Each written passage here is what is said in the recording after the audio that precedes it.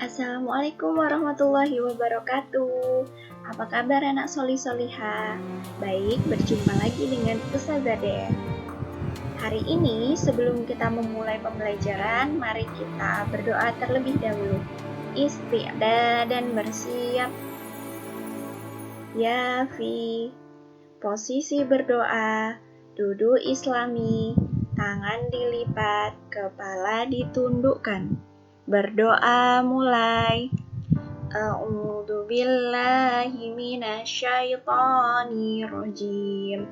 Bismillahirrahmanirrahim. Asyhadu an la ilaha illallah wa asyhadu anna Muhammadan abduhu wa rasuluh. Saya bersaksi bahwa tidak ada Tuhan selain Allah, dan saya bersaksi bahwa Nabi Muhammad itu adalah hamba dan utusan Allah. Raditu billahi robba wa bil islami dina wa bi Muhammadin nabiyya wa rasulah. Rabbi zidni ilma warzuqni fahma. Amin ya rabbal alamin. Isti'dah dan bersiap. Baik, hari ini kita akan belajar materinya tentang perilaku hidup disiplin.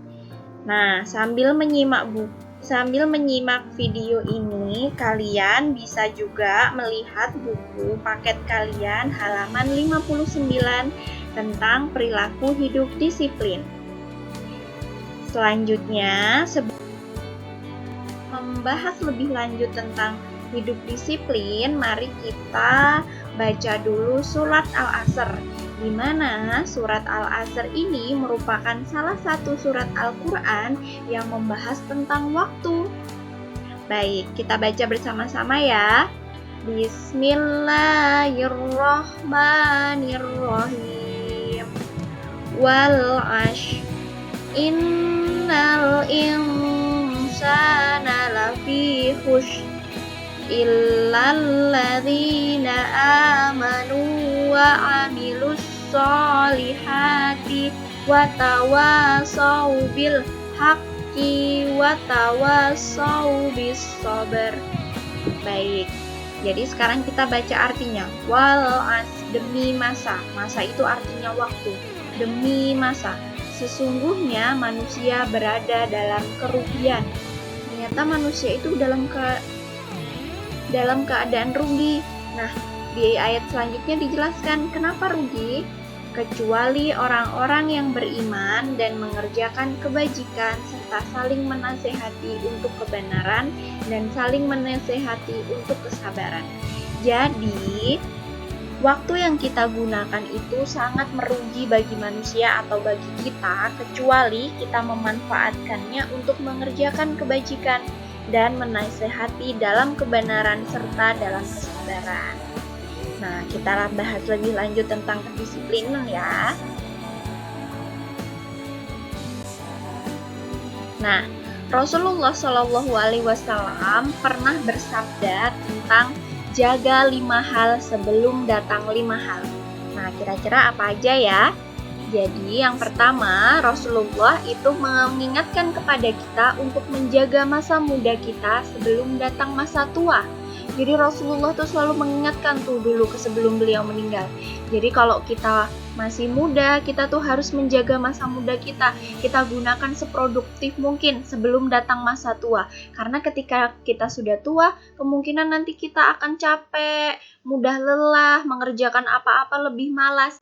Jadi waktu muda ini kita gunakan semaksimal mungkin untuk giat melakukan kegiatan-kegiatan yang bisa kita lakukan.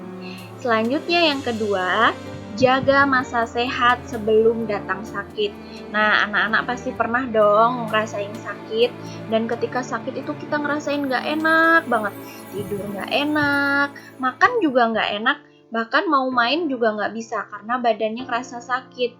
Nah, untuk itu Rasulullah ternyata pernah berpesan kepada kita untuk menjaga masa sehat kita sebelum datang sakit.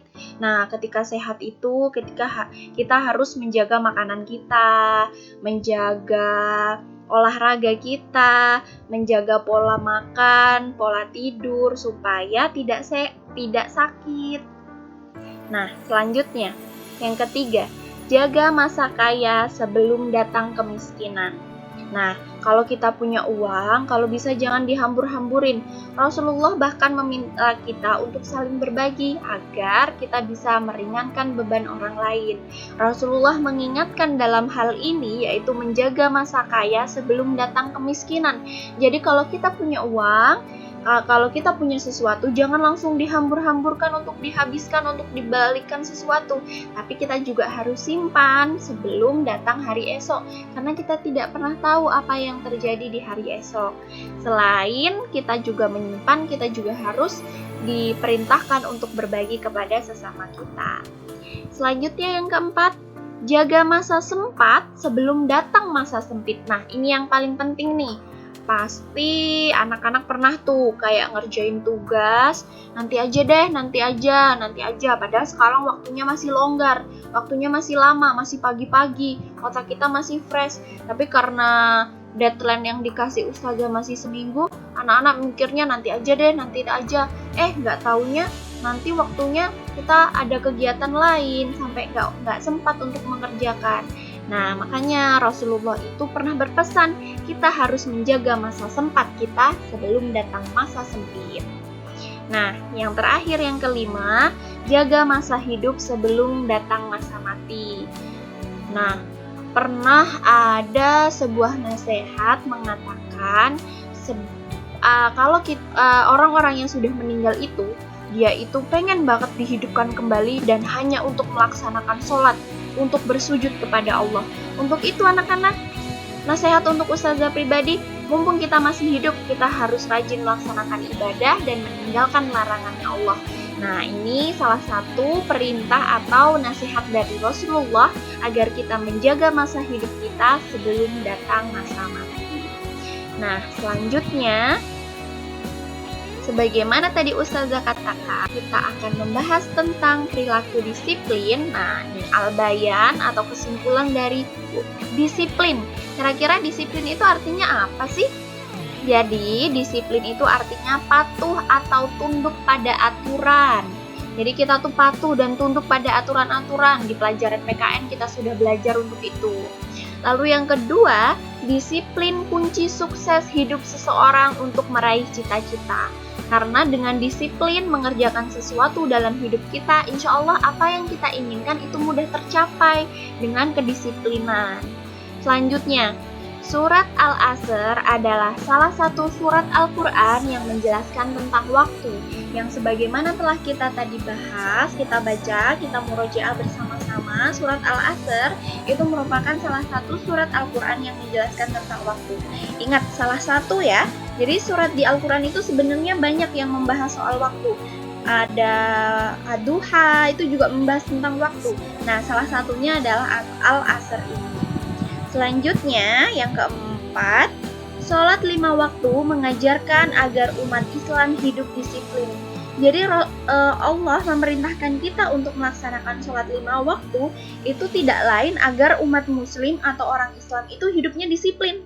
Dia tepat waktu tuh. Waktunya subuh dia tidak tidur, melainkan bangun untuk melaksanakan sholat ketika pagi hari. Terus siang-siang ketika banyak orang yang sibuk melaksanakan kegiatan, umat Islam dipanggil dengan azan untuk melaksanakan sholat zuhur. Begitupun dengan asar, begitupun dengan maghrib dan isya. Sebelum tidur kita diperintahkan untuk sholat. Nah, sholat 5 waktu ini Allah perintahkan untuk mengajarkan kita umat Islam agar hidupnya disiplin. Nah, selanjutnya, orang yang disiplin tidak akan menyia-nyiakan waktunya, selalu tepat waktu dan tidak melakukan hal yang tidak berguna. Semisal hal yang tidak berguna itu seperti apa sih? Seperti main game selama 1 jam atau lebih, itu tidak berguna. Apalagi game itu kan tidak menghasilkan apa-apa. Kecuali kan kalian konten kreator, punya YouTube yang udah banyak penontonnya sehingga menghasilkan uang, mungkin itu bisa dikatakan berguna.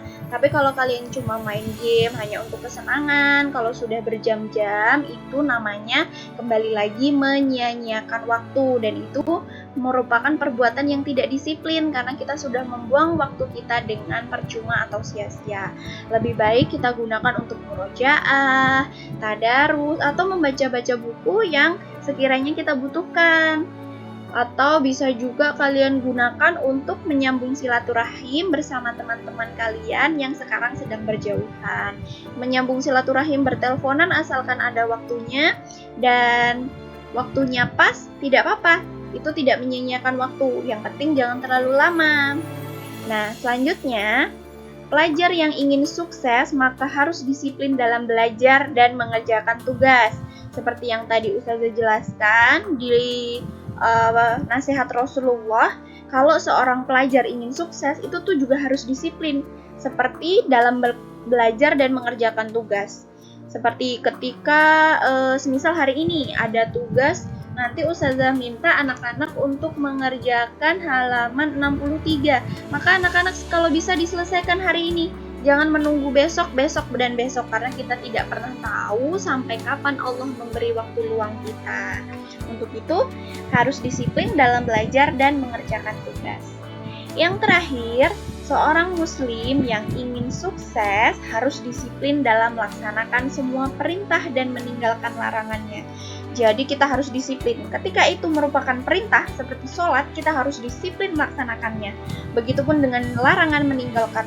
Semisal kita kan selalu dilarang tuh untuk berbohong kepada orang tua. Maka kita harus disiplin untuk meninggalkan larangan itu, untuk selalu tidak pernah berbohong kepada orang tua. Kurang lebihnya seperti itu.